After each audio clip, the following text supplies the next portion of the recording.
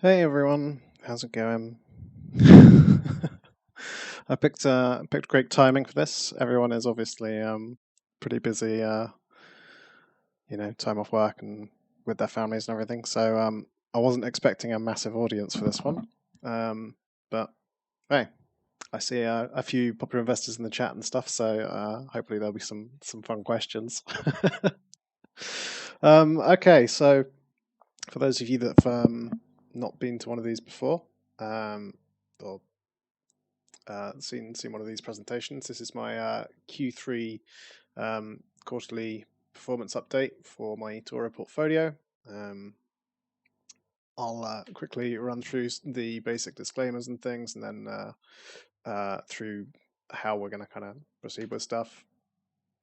So the way this usually works is I go through an introduction, a bit about me, a bit about my strategy. I talk about performance in the markets, what's happened through the quarter. After that, we'll go through some of the trading highlights and portfolio highlights that really affected my portfolio, some of the decisions I made and things. And then towards the end, we'll look through some kind of future outlook, and then eventually end up with a Q&A at the end. Before I start, though, I just want to make sure that I take the time to make everyone aware that this is not financial advice. This is for entertainment and information purposes only. Please do your own research before you do any kind of investing. Of course, if you are new here, you can find me on eToro. My name is Jaynemesis, as you can see on screen there. I think with that all said and done, we can begin. Okay. Hello, I'm Jay. I feel like I'm getting repetitive on this one. I say it a lot. A lot of you guys have been copying me for a very long time now, so most of you know me, I'm sure. I updated the years of experience for this for this quarter. I figured that it was probably time to make sure that was actually correct. So yeah, I have over 12 years of experience now investing. I'm mostly self-taught. I said that I would change that last time, and I forgot. I actually have qualification and professional assessment from CISI. So although I was self-taught for a very long time, I'm somewhat qualified in this job, I would hope. My CAGR since joining eToro, which is now almost a full decade, by the way, still sits at just above 28%, which is pretty good considering that this quarter specifically was quite bad and kind of dragged that down a little bit. So I'm below the 30% that I really want to be at, but I think it should be pretty recoverable. In terms of my kind of approach to investing and I guess me as a person as well, to be honest, I consider myself a bit of a kind of future thinker. I absolutely love futurology and trying to kind of predict what's going to happen in the future, which obviously goes well with investing. I have a very keen interest in politics and economics, in all sorts of different kind of systems and technologies and markets and things like that. So that will lend itself very well. I pride myself on being quite ethical. I try my best to run an ethical portfolio, socially responsible investing. I use ESG criteria and things like that, but I'll talk about that a little bit in a minute. My background before becoming a popular investor is that I was a professional gamer for some time. And then I went on to work in that industry. So I did esports management and event management for several years. In 2017, I gave all of that up and became a popular investor, and I've never looked back. So here I am, over 5 years later, still doing it, and hopefully I'll be saying that in another 10 years, which will be really exciting, really cool. Okay, so a few stats for you. Currently, it says 9 years on eToro, but next quarter we'll make it 10. So in a few days' time, I'm officially celebrating my 10 years on eToro, which is super exciting. To be honest, it's flown by, kind of crazy actually. I didn't even really think about talking about that during this call, but yeah, it's a pretty big milestone. So And I feel like 10 years is definitely the point where you can start to say that maybe it's not luck. So hopefully another 10 years after that, it'll be it's definitely not luck on my performance. So my CAGR, as I mentioned before, currently sits at 28.27%. So a bit below the 30% I really wanted it to be at. But this has been a pretty tough year for our portfolio. We are lagging the market, so I'm not going to beat around the bush on that one. Also, I didn't actually update that copiers number, so that copiers number is wrong. Sorry about that. My assets under copy sits at I think currently around 64 million. It varies obviously based on which way the markets are going, but it's been quite stable there for some time, so I'm really happy about that. Lifetime return since joining eToro sits at 1,105%, which is pretty good, I think, for almost 10 years. So, as I said, that works out to a CAGR of just below 30%. I will answer your question, by the way. In fact, I'll answer it now. Why not? What motivated me to change my career is that although I loved esports and I loved working in events, I love this more, and this is more scalable. Um, I've been like super passionate about investing for a really long time now. So it was a pretty easy decision when I realized that I could afford to do it. Really, it was a bit of a risk at the time, to be honest. Most people perhaps would not have taken that decision. I'm not sure if I was the first popular investor on eToro to go full time and to quit my job, but I know that I'm not the last. So yeah, it was a big step, but I'm really glad I did it. Back to the slides. My approach really is kind of a bit of a mix of top down and bottom up. Really, I know that sounds strange, but it kind of is because I really like to try and identify a trend first, and then kind of work my way up. So you know, I'm doing the first step of the top down, but then I'm switching it around and going bottom up, I guess. So for me, I like looking for things that I think are likely to happen over the next 2, 5, 10 years or so. Pretty big thematic trends. So, for example, AI is the obvious one that everyone's talking about at the moment, but you could talk about things like electrification. You could talk about things related to climate change, the growth of different nations like India and China. A lot of Southeast Asia is growing a lot at the moment. It could be geopolitical. It could be just plainly political. It could be economic. There are all sorts of different trends that you can look for. Generally speaking, like to look for the more technology orientated ones, the ones that are a bit more focused around kind of innovation and disruption. Yes, you're correct, Alex. I did not, as I said, I did not update that number, so I need to go back and well, I guess there's not much point in me changing it now, but yeah, my copy is actually closer to 15,500 or so. So yeah, after I've identified a trend, the way I approach it is to then dive into the different products that are kind of available in that market, different products and services. I try and identify what really is growing in terms of adoption. So that means that the companies may well not be profitable, which I guess leads into the next part, which is fundamentals.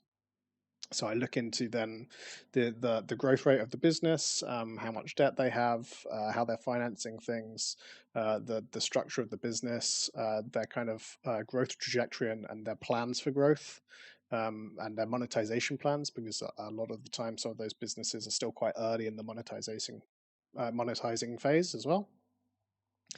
So I look at all of that and kind of put it together, and then after that come the next couple of steps, which are also really important. The first of which is looking through the ESG criteria for the business, the sustainability of it as a business, both from the perspective of risk, how likely is this company to be disrupted, really, by what else is going on in the world in terms of things like climate change, political events, all of that sort of thing, consumer sentiment. All of those things are really risks to a business, so that's part of why I look at those. But then also from the perspective of ethics as well. I'm one of those people that believes that you can make very good returns, market beating returns, um, whilst still investing in an ethical manner, and avoiding companies that are generally kind of bad for the world and bad for society. So that's what I do. So that's that stage.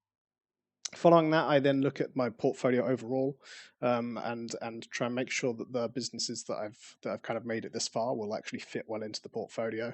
What other adjustments I may need to make to the portfolio to make sure that it remains balanced and aligned with the kind of benchmarks that we're trying to beat.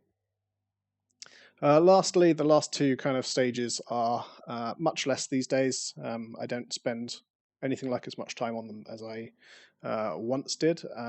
I find that they're less valuable now. And those are sentiment and technical analysis. So looking through public opinion, the sentiment, even politically as well. So it could actually involve policies and things like that. Um, and of course the kind of market sentiment, the sentiment of investors, and then looking through technical analysis, looking at the charts, trying to find good entry and exit points and things like that. So that's why that I try to approach looking for scouting out the investments that I find, and so far it's worked quite well, and I don't really see any reason to change it.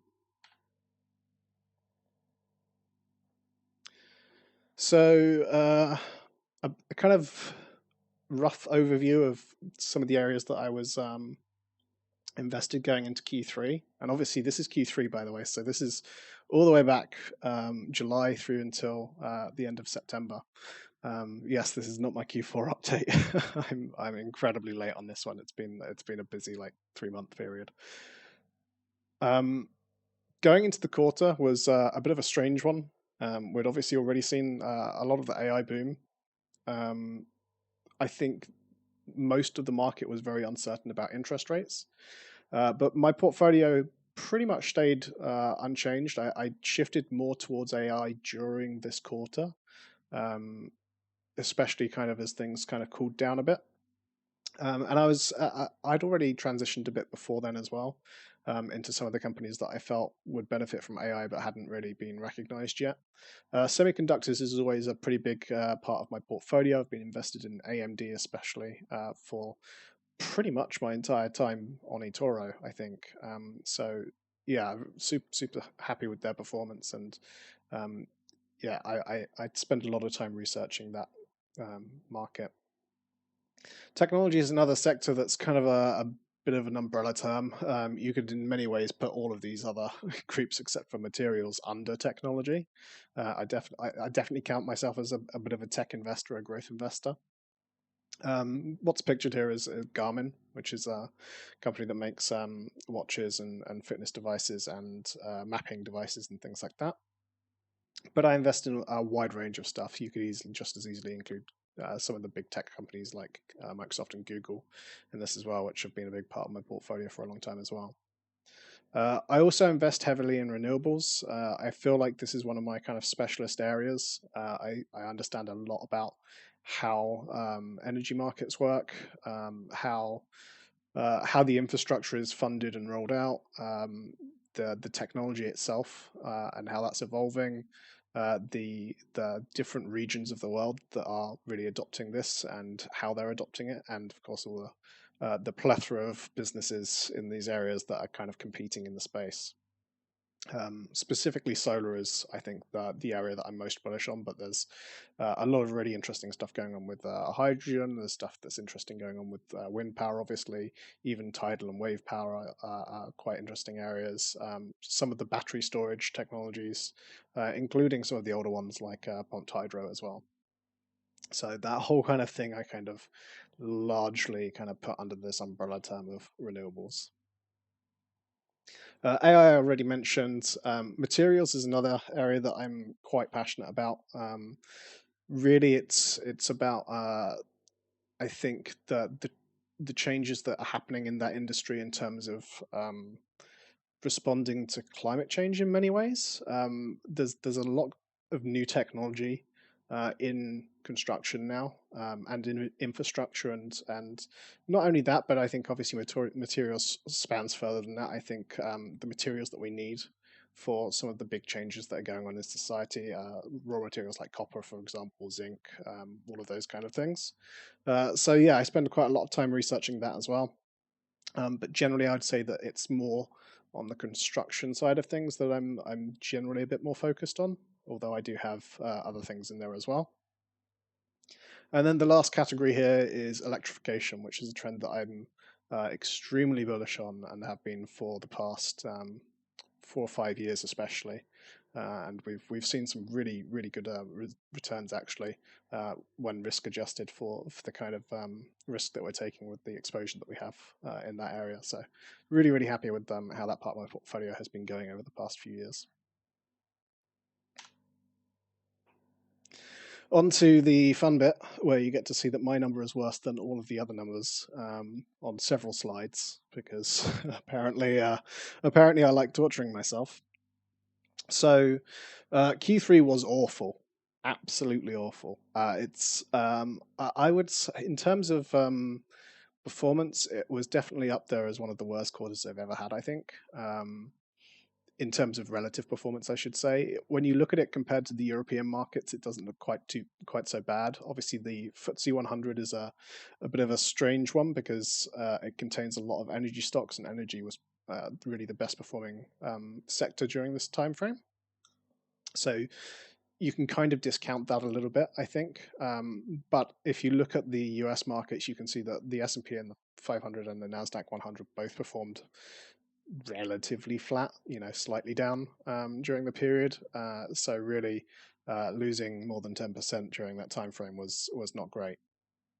That being said, this was a period of transition for my portfolio as well. I was doing a lot of rebalancing at the time and moving things around, so that may have had a slight impact on my performance for the quarter. But really, I'll come on to it later. But there are essentially two companies that caused the majority of this drop, so I'll discuss them shortly. I think one of the things that's interesting here is that yet again the Russell 2000 got punished. Interest rates were still very much uncertain. We saw the dot plot come out, which I'll talk about later on, from the Fed in June and then again in September, that really kind of highlighted that interest rates were going to be high for a bit longer than anticipated by the market at large. And obviously that then has quite a big impact on capital intensive businesses. So renewables and small caps tended to suffer quite a lot from that because they're a bit more reliant on debt and don't have such big balance sheets to kind of back them up. Year-to-date stats look a little bit better. So again, this is year-to-date up until the end of Q3. So this isn't until now. I am now very much in the green, and have caught up and made ground on those indexes, which is good because I was pretty far behind. So I'm happy to see that things are moving back in the right direction again. The S&P 500 sitting at over 10%. It's actually a pretty good year as far as the S&P 500 goes. Generally, you're looking at 7-8% as the sort of average area for the S&P. So this is actually a pretty strong year for the S&P 500. The Nasdaq, really mind-blowing returns of 33%. This obviously has been massively impacted by the Magnificent Seven, as they're now called. Nvidia, Microsoft, Apple, Amazon, Google, Tesla, and who am I forgetting? Someone else. But that group of stocks really is responsible for the majority of returns in the Nasdaq 100, because it's obviously market cap weighting makes quite a big difference to these sorts of things. So really, those businesses have carried those indices to some extent. Over in Europe, a surprisingly good story here. I think what's kind of interesting to note here is the difference. Well, I think it's more so apparent in the next slide actually. But I think the difference in the UK especially, where the pound has obviously performed quite differently from the US dollar. So you're seeing quite a significant change in returns during that period. If you're investing in with pounds compared to dollars. So trading 12 months, 1.85%. At least it's a green number. um, next next quarter's update, the full year update will be a lot healthier than that and make things look a bit better. But as you can see, one of the things you'll notice from this actually, if I flip between the two, is that actually this was a really bad quarter. The extra quarter that's included in this, so Q4 of 2022, was actually quite a bad quarter for my portfolio as well. So the S&P essentially has jumped, 8% or so in this transition, and my portfolio has not. My portfolio has jumped by like 4. So that kind of demonstrates that it was a pretty bad time for me this time last year. The other thing that you'll notice here is the massive difference in the European returns during that period. So a lot of this is to do with essentially when interest rates kicked in these different regions. There were also the kind of impacts of the conflict in Ukraine as well. Through to the highlights for the quarter, what kind of drove markets? Obviously, the big thing is that the markets took a pretty hefty dive after the first month of the quarter. So July wasn't too bad, but when we got through to August and September, the markets really responded quite badly to the lingering inflation that was still around, and of course the sentiment at the various central banks in terms of interest rates. Which kind of leads me to the bottom middle slide here, which you can't really see from there, but that's the dot plot. Essentially, what that is it's little dots showing the sentiment essentially of the Federal Reserve. Federal Reserve, yeah, Federal Reserve. Now I'm wondering, I'm questioning myself. About where they expect interest rates to be going into the future. You can't see the bottom of the chart because I've put it in there very badly, but at the bottom it's basically split into years going forward. So the first group of dots there is for 2023, the second group is 2024, the third group is 2025, etc., etc. And of course the metric that's going up the side there is the interest rates percentage.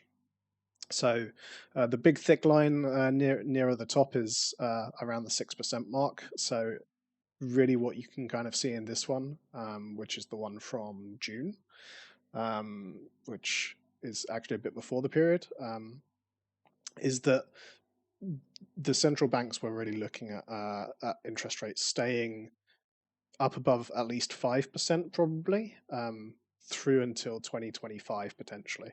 So 2024 still looking at some pretty high interest rates across the board in the US. Solar demand collapse. So this is the thing that really impacted my portfolio. Really, this was much more kind of lagging impacts than I expected it to be. So I felt like in Q2 we had already seen the kind of lagged impact of orders slowing down for solar and renewable energy, because it isn't just solar, but it is mostly solar.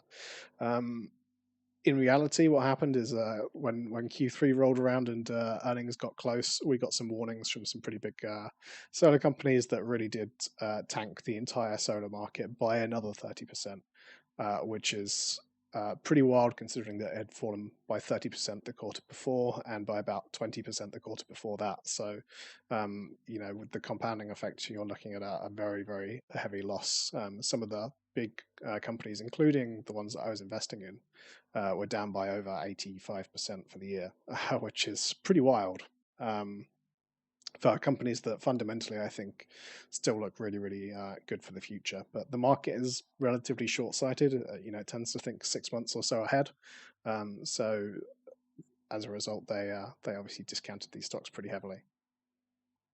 Another thing that's kind of interesting, and I guess related to that in many ways, is the outflows that we're seeing from ESG funds. Q3 marked, I think, the fourth quarter in a row where outflows from ESG and socially responsible investment funds were pretty hefty. I think in total it's over 14 billion or so that had flowed out over the course of the year, and about 3 billion from US funds, US ESG funds during the quarter.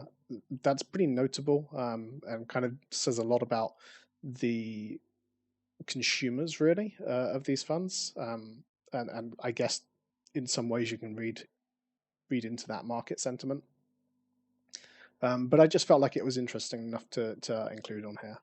For me, it kind of stood out as something that's quite interesting. And of course, I consider myself to be an ethical, socially responsible popular investor. So for me, it's pretty relevant to put that on here, I think.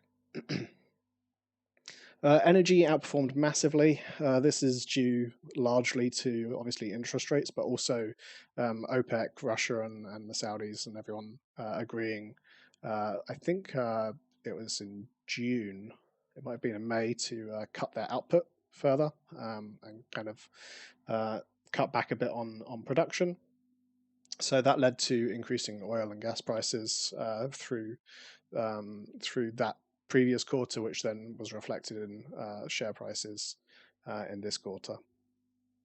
Last of all, the Magnificent Seven, the big kind of collection of stocks that I mentioned earlier, actually stalled out a bit this quarter. The people that benefited from the extreme growth that they provided for the first half of the year didn't feel quite as so happy in this quarter. Although again, it wasn't really too bad if you actually look at that chart on screen and you average those out. If you had equal weighting to all of them, you probably would end up somewhere around what the market produced, which is -2, -3%. So not too bad actually in the grand scheme of things. Portfolio highlights from me and trading highlights. The first, again, the elephant in the room is the hit to solar. Enphase and SolarEdge both had very, very poor earnings and fell dramatically. They fell a large amount prior to earnings. I think it was Enphase that came out and gave a warning ahead of their earnings and said that they were going to miss. And then when the earnings came out, it was even worse than people thought it would be, despite that warning. So, and guidance went down, and then SolarEdge pretty much followed suit as well.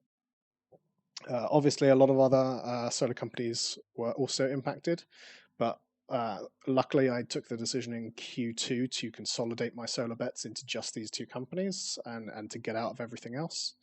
And that helped a bit because I did have reduced exposure compared to where I was in the first half of the year. So although we lost money, we didn't lose as much money as we could have lost, and that's good. New positions performed incredibly well. So I mentioned in my Q2 update, I think I listed 6 stocks that I was either adding to the portfolio as new positions or was adding exposure to.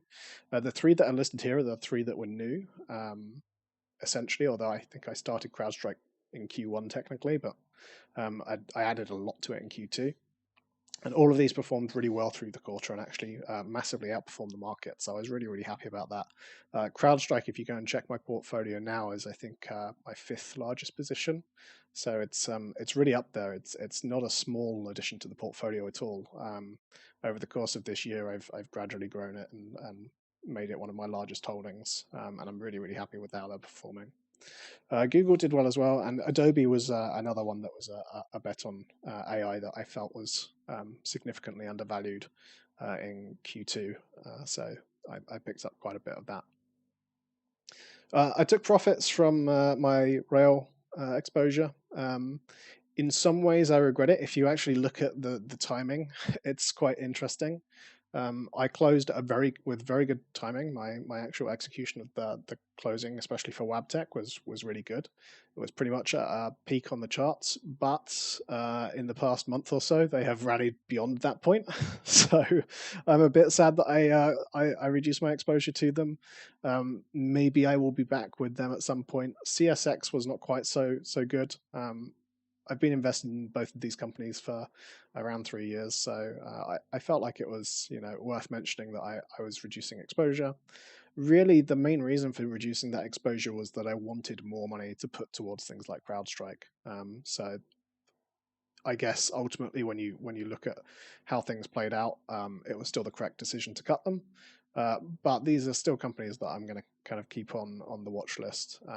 Especially Wabtec, I think they're doing some pretty interesting stuff in terms of uh, aligning themselves, I guess, with a lot of the electrification trends that we see going on around the world. In fact, most interestingly, they've been working on charging infrastructure for ships. So yeah, quite a different thing to rail, where they do most of their work, but quite interesting. And the last thing here really is kind of mentioning the scale of the rebalancing that I made to my portfolio. So as those earnings came through, I had to properly sit down and reassess especially the solar companies, but a lot of other businesses that had been suffering and being punished through the year.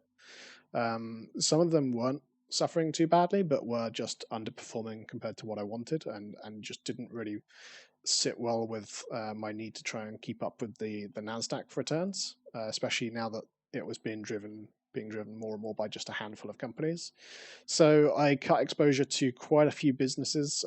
This isn't the full list, but it's a good chunk of it to give you an idea. So some of the more speculative positions like Peloton, which was only a small position, and I only got back into it at the start of the year, but I managed to lose a significant amount of it during that time. I decided that it's time to just cut and run from that. It's just not a business that really I think is going to produce returns while we're in this sort of an interest rate environment. And this interest rate environment, I think during that quarter, I realized was going to be here for some time to come. So that was an easy one. Likewise, the auto companies, I still have a lot of exposure to Ford, but I cut that down quite a bit as well. I removed my exposure to Mercedes-Benz Group, even though I like what they're doing. Etsy, another kind of growth company that I decided to remove. The same with SE as well, over in Southeast Asia, C. Nell is another one that is photoed here. That was a big hydrogen winner for me in 2021, especially. I came out of that with a profit, but definitely the last year or so kind of hurt our returns from it. So a bit disappointing to get out of them, but I think especially with how some of the things have been developing in the hydrogen market, I think it's the right decision. Crocs was a bit of a safer business. Trig and Siemens and SSE all kind of more on the utility side of things, and all of them, while they served their purpose really, they were in the portfolio going into 2022 to try and protect against some of the downside risk and provide the portfolio with a bit of stability and some dividends, and they did that, and really there was not too much point in keeping them in the portfolio. They were just weighing it down a bit too much in terms of performance, so I removed them. So looking at Outlook, this is what I wrote last time. I don't usually do this, but I felt like too often I do these presentations and then we never really look back at what I said in the previous ones. So I've decided to start including the outlook that I gave in the last presentation. So here you can see that I had my concerns about what was going to be happening with the solar companies. Likewise, soft landing was being talked about a lot in recessions, and how the Fed were going to make their decisions during the next couple of months. There was a lot of talk about if they were going to do their first cuts at the time. Generally, I was expecting things to continue as they were for a bit longer. And you can see I was also talking about oil and gas in Europe as well, and OPEC. So really, all of those things pretty much played out as in line-ish with what I was expecting. I underestimated the scale of the problem with solar, but generally I was pretty close on those. So looking at predictions now, looking ahead into the first half of 2024, really.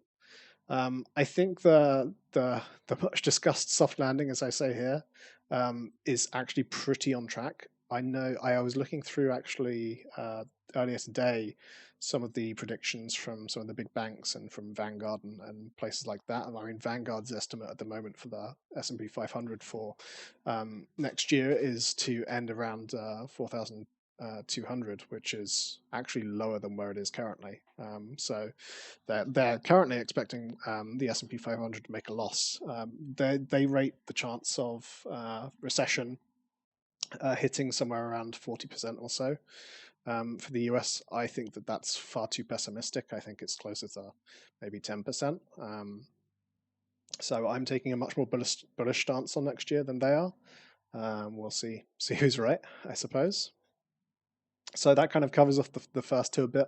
The other thing I'd mention, as I say in here as well, I think the Russell 2000 is probably due for a bit of a comeback at some point soon. They've had a really painful year for the small caps, and I think that rates may end up when they do start coming down. I think they may start coming down quite quickly, back down towards the 2.5% kind of range, which I think is good enough for those businesses to survive and actually for valuations to kind of adjust, and maybe those businesses will look a bit more attractive. The other thing that I think is interesting is looking at electrification. I mean, I mentioned solar quite a bit already, but even outside of that, if you look at EVs and some of the other infrastructure that's going on with electrification, they've had a pretty rough year as well. Things have slowed down a lot. Infrastructure investment has slowed down and been cancelled in a lot of places. A lot of big wind energy projects have been cancelled. So I feel like there's still a lot of demand that is yet to come back online for those markets, and I think that will happen through 2024. So that's another thing that I'm looking at quite closely. The EV side of it, I think, is risky. We've seen a lot of consolidation in that space. It's why I've kind of steered clear of it. I know that Tesla are still doing well, but I think actually they're doing better from the battery kind of business and the growth that they're seeing there than the car side of things, really. And I think that's probably going to continue to be the case as the car side of things is just so competitive now. So those are kind of my expectations for 2024. It's going to be an interesting year. Hopefully, I will produce my end of year update a bit sooner this time. So I'm hoping to do it in February. So I'm going to try and announce that in the next week or so on eToro, so that I can catch up to where I should be, and we can kind of continue. But generally speaking, for next year, I'm actually a bit more bullish than I think most investors are. I'm expecting the Nasdaq to be potentially again led by the big names and AI to some pretty hefty new highs. Maybe as much as 25% or so. We'll see. That may be a bit too optimistic. For the S&P, I think it's going to be a bit slower. So maybe 5 to 10% or so, a bit more of a kind of a normal year for them, for the S&P 500 index. Europe, I'm a bit more concerned about generally. I think the risk of recession in Europe is greater, so I'm a lot more cautious there with the businesses that I'm investing in. Again, another part of why I decided to cut Nell during the previous quarter. So that does it for me on this one. I'd love to answer some questions if you have some. Feel free to start throwing them into the chat, and I'll try and answer them. While you do that, I will give my usual kind of warnings about making sure that you're following the real me on social media. There are a lot of impersonators, especially on Instagram and Twitter as well, or X. Maybe I should update the logo for that on this spreadsheet at some point. I still like Twitter more.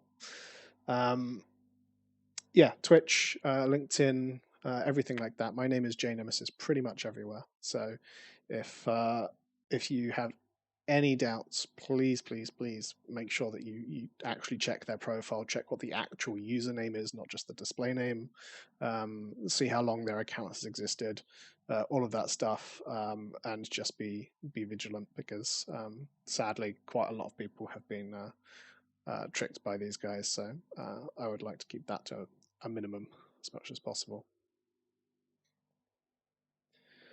I'm going to give it a couple of minutes to see if any questions come in, but I can see that there's not too many viewers here, so maybe there won't be any.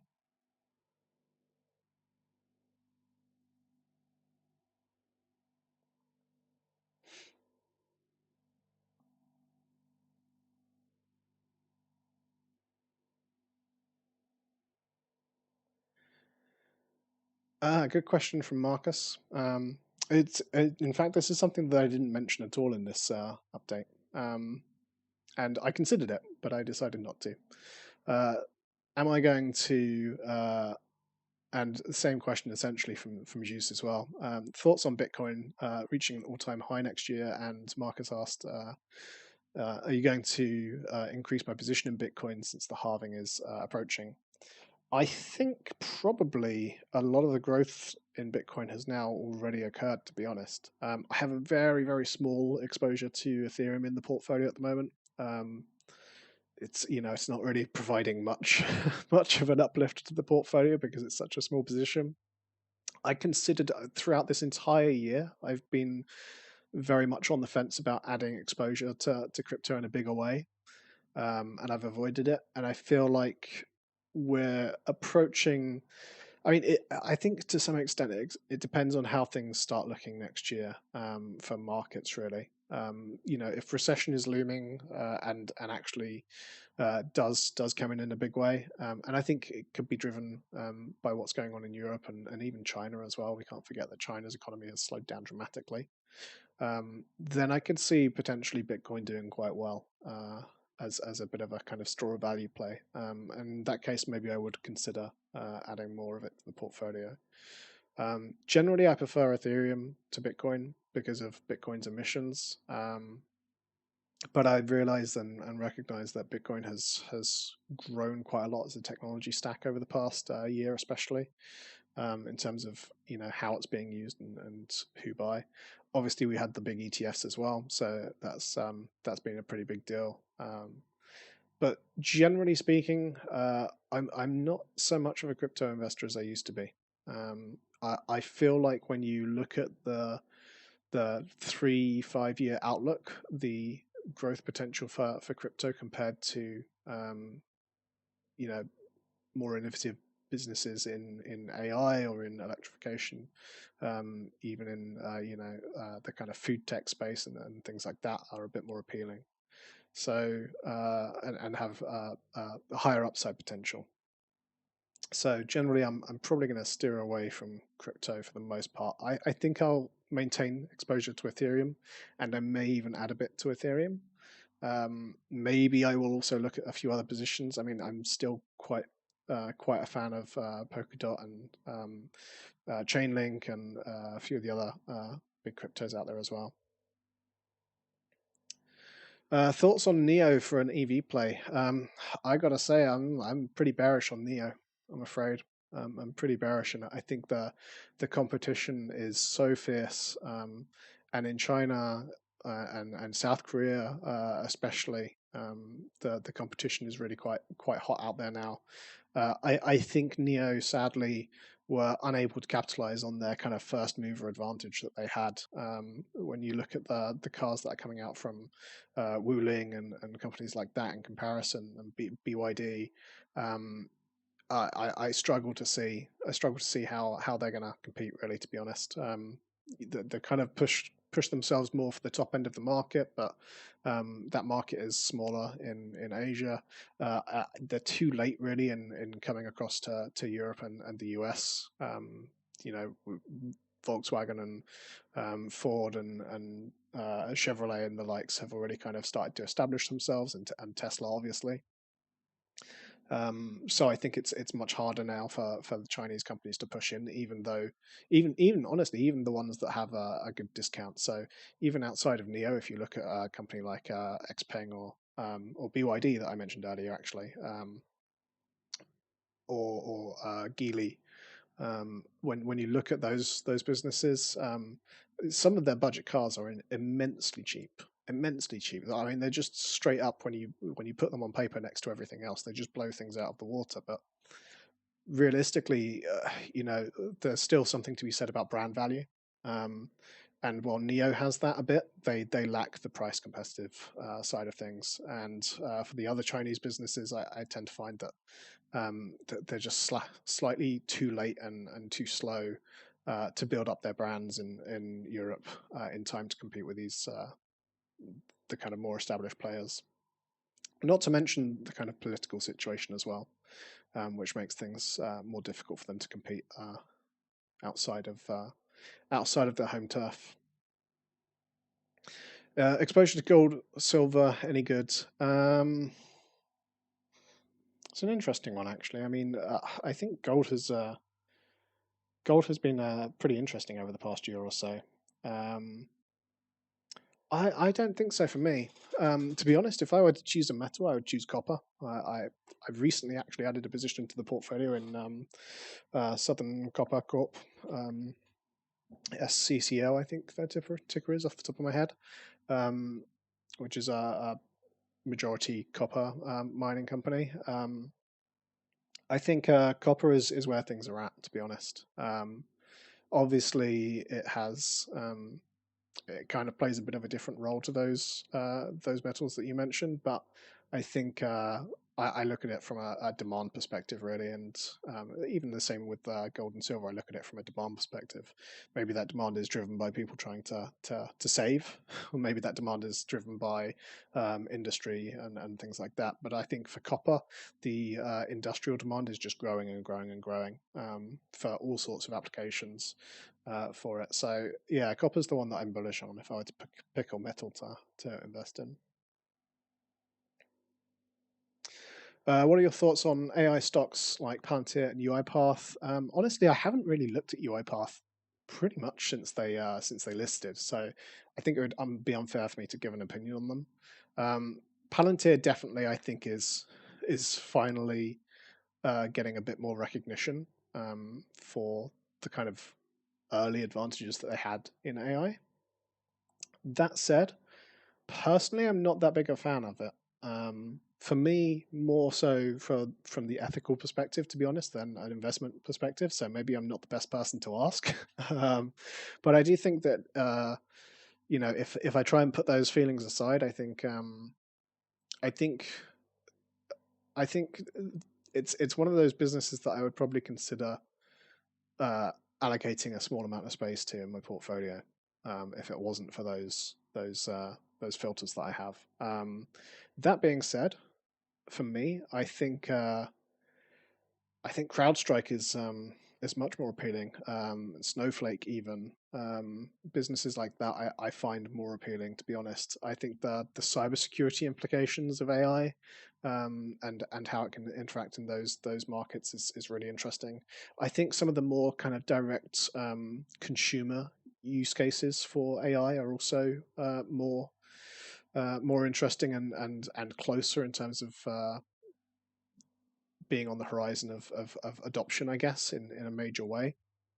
And I think the thing that scares me the most for companies like Palantir is obviously the threat from the likes of Microsoft and Google and Apple, the big names, to kind of start producing their own kind of competitive products for using AI to filter through and manage large data sets. So I think that's the concern for me. I think if I were to look at it from a risk perspective. Um, but yeah, I hope that answers your questions. Any last questions before I wrap it up?